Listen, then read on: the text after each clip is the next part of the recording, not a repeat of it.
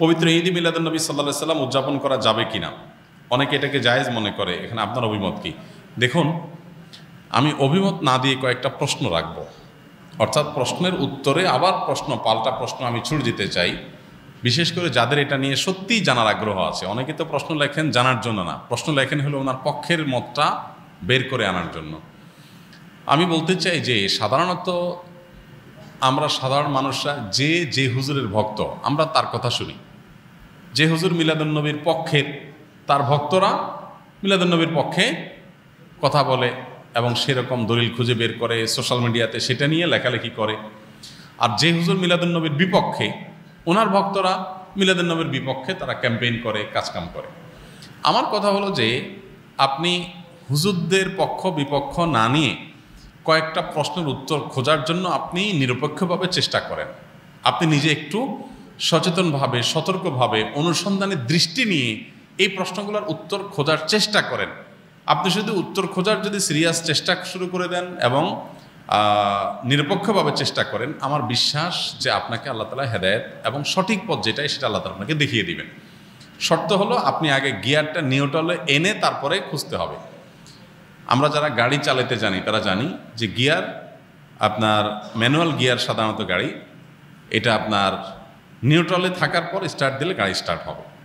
Gear একটা দিয়ে রেখে দিয়েছেন আগে, এরপর আপনি স্টার্ট দিচ্ছেন, তাহলে গাড়ি কি হবে না? স্টার্ট হবে না, গাড়ি দৌড় দিবে, লাফ দিবে, সেটা সঠিকভাবে সার্ভিস দিবে না। এখন আপনি নিজে আগে মিলাদুন্নবীর পক্ষের অথবা বিপক্ষের একটা গ্রুপের থেকে এরপরে বলতেছেন হ্যাঁ এই ব্যাপারে আপনি কি বলেন, কোরআন হাদিসে কি আছে, আপনি জানার চেষ্টা করছেন। এইভাবে আপনি আসলে সত্য জানতে পারবেন না। সত্য জানতে হলে আপনাকে নিউট্রালে থাকতে হবে, যে ঠিক আছে আমি এটা নিয়ে অনুসন্ধান চালাই, পড়াশোনা করি, স্টাডি করি এবং আমার স্টাডির পর নিরপেক্ষভাবে সত্যিটা জানার জন্য আমি চেষ্টা করি। আল্লাহ তাআলার কাছে দোয়া করি আল্লাহ যেন আমাকে হেদায়েত করেন, গাইড করেন, তাহলে আপনি ইনশাআল্লাহ সঠিক পথ পাবেন। এবার আসেন প্রশ্নগুলো কি কি।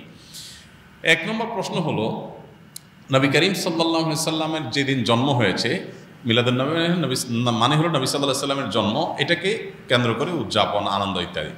প্রশ্ন হলো, নবী করিম সাল্লাল্লাহু আলাইহি সাল্লামের যে তারিখে জন্ম হয়েছে সেই তারিখটা কি চূড়ান্ত এবং অবিতর্কিত কিনা, অর্থাৎ অমুক তারিখে তিনি জন্মগ্রহণ করেছেন, ইতিহাসবিদগণ এ ব্যাপারে একমত কিনা বা হাদিস গ্রন্থগুলোতে এটা সুস্পষ্ট আসছে কিনা, এটা আপনি একটু জানার চেষ্টা করেন। আপনি যদি খোঁজ করেন, অনুসন্ধান চালান, তাহলে কিন্তু আপনি জানতে পারবেন, জানতে আপনার কষ্ট হবে না খুব বেশি, যে আসলে নবী সাল্লাল্লাহু আলাইহি সাল্লামের জন্মের তারিখটা এটা চূড়ান্ত কি চূড়ান্ত না। আপনি যদি অনুসন্ধান করেন, আপনি দেখতে পাবেন যে নবী সাল্লাল্লাহু আলাইহি সাল্লামের জন্মের এক্সাক্ট তারিখ নিয়ে ইতিহাসবিদদের মধ্যে নানা রকমের মত আছে। তাহলে কিভাবে আপনি চূড়ান্তভাবে একটা দিনকেই নিশ্চিত করে ধরে সেদিনকে আপনি উদযাপনে যেতে পারেন? নাম্বার এক, আপনি খোঁজার চেষ্টা করেন যে ওনার জন্মের তারিখটা এটা কি সুনির্ধারিত, অবিতর্কিত, নাকি এটা নানা মত আছে, আপনি একটু পড়াশোনা করার চেষ্টা করেন। নাম্বার দুই, নবী করিম সাল্লাল্লাহু আলাইহি সাল্লামের জন্মের তারিখটাকে তিনি নিজে উদযাপন করেছেন কিনা প্রতি বছর, এটা আপনি একটু জানার চেষ্টা করেন। তিনি যদি নিজে নিজের জন্ম উদযাপন না করেন, তাহলে তার সিনিয়র সাহাবি যারা, চার খলিফা আরও যারা আছেন, এই সমস্ত সাহাবিরা কেউ যারা নবী সাল্লাল্লাহু আলাইহি ওয়াসাল্লামকে সবচেয়ে বেশি ভালোবাসতেন, নবী সাল্লাল্লাহু আলাইহি ওয়াসাল্লামের ভালোবাসার দোহাই দিয়েই তো আমরা এটা করি, তো তারা যারা নবী সাল্লাল্লাহু আলাইহি ওয়াসাল্লামকে এর ভালোবাসায় যারা উত্তীর্ণ হয়ে গেছেন, ভালোবাসায় যারা প্রমাণিত, তার আশেকে রাসূল বলি, যেটাই বলি আমরা তথাকথিত, এই জায়গাটায় যারা ইতোমধ্যে প্রমাণিত হয়ে গেছেন, সেই সাহাবীরা যাদেরকে কোরআনে আল্লাহ সার্টিফিকেট দিয়েছেন নবী সাল্লাল্লাহু আলাইহি ওয়াসাল্লামের আনুগত্যের ব্যাপারে, ভালোবাসার ব্যাপারে, সেই মানুষগুলো নবী করিম সাল্লাল্লাহু আলাইহি সাল্লামের জন্ম দিবস উদযাপন করেছেন কি করেন নাই, আপনি এই বিষয়ে একটু খোঁজ নেন, তথ্য উপাত্তগুলো ভেরিফিকেশন করেন, যাচাই করেন। তৃতীয়ত হলো যে জন্মদিবস উদযাপনের এই কালচার কোত্থেকে আসছে, আপনি এটাও জানার চেষ্টা করেন। আপনি যদি এটা নিরপেক্ষভাবে এটা শুরু কোত্থেকে আসে দেখেন, আপনি দেখবেন এটা অগ্নিপূজক, প্রকৃতি পূজারী তাদের কাছ থেকে আসছে। এবং একসময় খ্রিস্টান ধর্মেও এই জন্মদিবস উদযাপন করাটার ব্যাপারে নিরুৎসাহিত করা হতো, নিষিদ্ধ করা হতো। পরবর্তীতে তারা নিজেরা আবার ওই প্যাগানদের দ্বারায়, প্রকৃতি পূজারীদের দ্বারা প্রভাবিত হয়ে তারাও তাদের নবীর জন্মদিবস উদযাপন শুরু করেছে। আমাদের নবী সাল্লাল্লাহু আলাইহি ওয়াসাল্লাম বলেছেন, লা তুতরুনি কামা আতরাতিন নাসারা ইবনে মারইয়াম, তোমরা আমাকে নিয়ে বাড়াবাড়ি করিও না যেভাবে খ্রিস্টানরা ঈসা আলাইহিস সালামকে নিয়ে বাড়াবাড়ি করেছে। অতএব নবী করিম সাল্লাল্লাহু আলাইহি ওয়াসাল্লামের মিলাদুন্নবী পালন করবেন কি করবেন না, উদযাপন করবেন কি করবেন না, সেই প্রশ্নের উত্তর আপনি পেয়ে যাবেন যদি আমার এই তিনটা প্রশ্নের উত্তর আপনি নিজে অনুসন্ধান করে জানার চেষ্টা করেন। আল্লাহ আমাকে আপনাকে আমাদের সবাইকে হেদায়েত এবং সত্যিকারের যে সঠিক পথ সেটা আল্লাহ তাআলা আমাদের সবাইকে আল্লাহ তাআলা দান করুন। মিলাদুন নবী মানে হলো নবী সাল্লাল্লাহু আলাইহি সাল্লামের জন্ম, আর সিরাতুন নবী মানে হলো নবী করিম সাল্লাল্লাহু আলাইহি সাল্লামের জীবনচরিত। তো সিরাতুন নবীর মধ্যে নবী সাল্লাল্লাহু আলাইহি সাল্লামের জন্ম, মৃত্যু, শৈশব, বেড়ে ওঠা, আল্লাহর আদেশে নিজের জীবনের সব বিষয়গুলো এর মধ্যে আছে। সিরাতুন নবী মানে জীবন ইতিহাসের মধ্যে সবই আছে। আর মিলাদুন নবী হলো সিরাতের অর্থাৎ নবী সাল্লাল্লাহু আলাইহি সাল্লাম পুরো জীবনের একটা অংশ। এটা হলো একটা পার্থক্য। আরেকটা বিষয় হলো যে মিলাদুন নবী এটা আসলে উদযাপন বা অনুসরণ করার বিষয় না।